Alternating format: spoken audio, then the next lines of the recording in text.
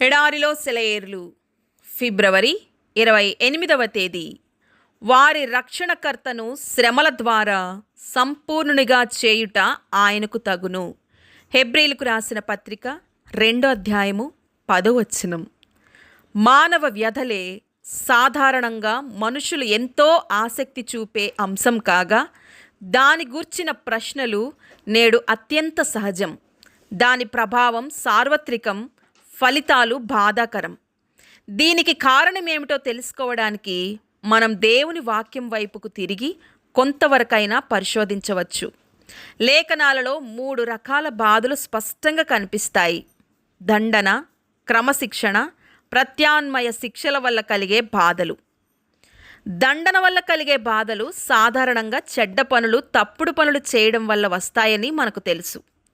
క్రమశిక్షణ వల్ల కలిగే బాధలు సాధారణంగా నీతిమంతులకు ఎదురవుతాయి. అవి వారి ఆత్మలను మెత్తన చేస్తాయి.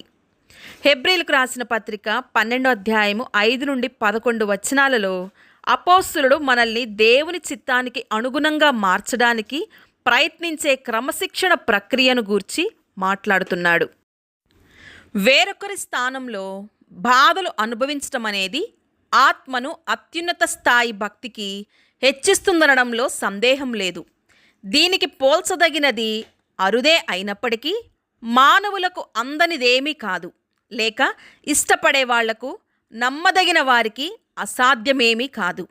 రక్షణ పొందని భార్యల కారణంగా బాధలు అనుభవించిన భర్తలు మనకు తెలుసు. భర్తల కారణంగా బాధలు పొందిన భార్యలు తెలుసు.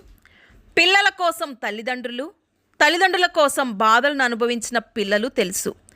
మనకు ప్రియమైన వారు శిక్షింపబడడం ద్వారా మన వాళ్ళు క్రీస్తుకు దగ్గరగా ఆకర్షింపబడడం, లేదా మరింత క్రమశిక్షణతో కూడిన క్రైస్తవ జీవితం జీవించడం మనకు కొత్తదేమీ కాదు.